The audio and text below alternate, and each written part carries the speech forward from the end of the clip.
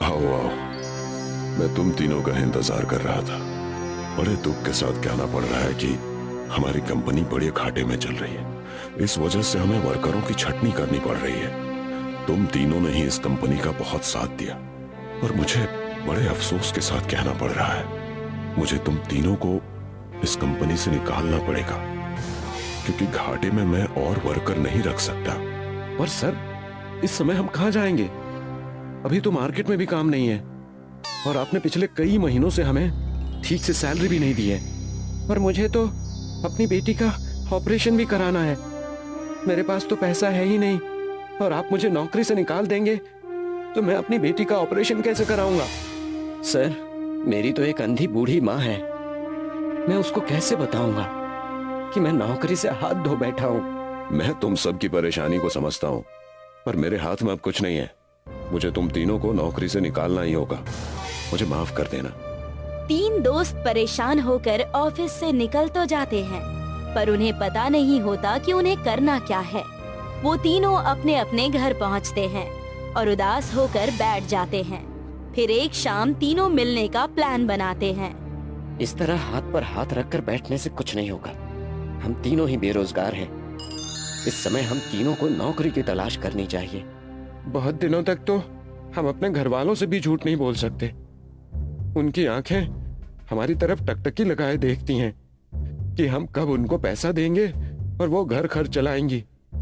अब तो मुझसे भी अपने घर की हालत देखी नहीं जाती। चलो एक साथ नौकरी की तलाश करते हैं।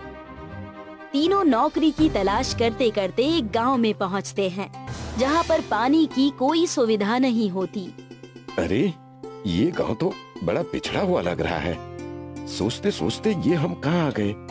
इस गांव के लोग बहुत परेशान लग रहे हैं। लगता है कुछ दिक्कत है। चलो इस बूढ़े आदमी से पूछते हैं। तीनों जाकर उस व्यक्ति से पूछते हैं तो वो व्यक्ति बताता है, इस गांव में बहुत समय से बारिश नहीं हुई है, जिस कारण यहाँ अकाल पड़ने की आशंका है।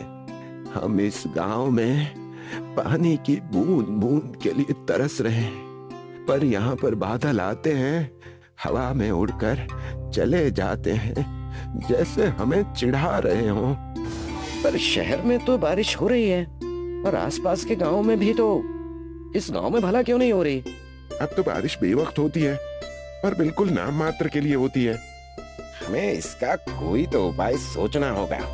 तीनों आपस में विचार विमर्श करते हैं और पूरे गांव में देखते हैं तो वहाँ पर न कुआं होता है न ही तालाब। वो समझ जाते हैं कि परेशानी क्या है।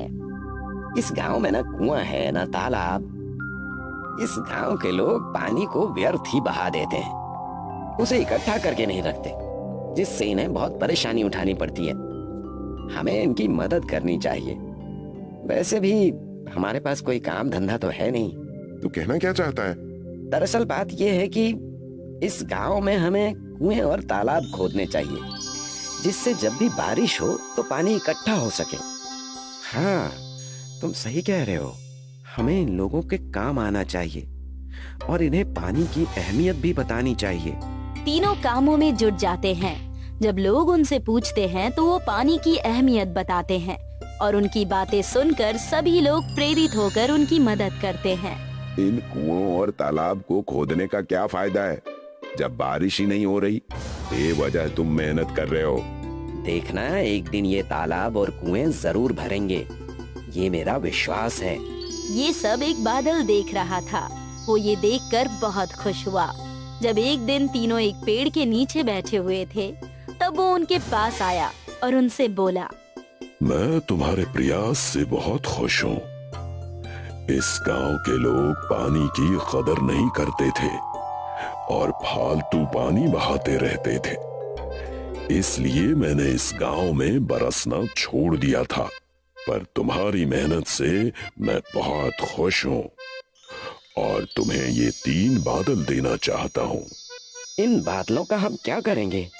ये बादल हमारे किस काम के? इन्हें बरसना है तो बरस जाए ना।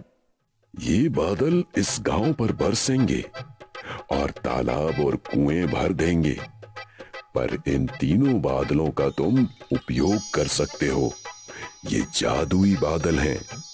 इन पर तुम अपना रेस्टोरेंट बनाना, जो 3 अलग अलग तरह के खाने अपने आप ही बना देगा और तुम्हारा रोजगार चल पड़ेगा। क्या सच में वो तीनों अपने आप ही खाना बना देंगे? हाँ, वो कस्टमर को अपने साथ ऊपर लेकर जाएंगे। ये रेस्टोरेंट ऊपर बादल पर ही रहेगा।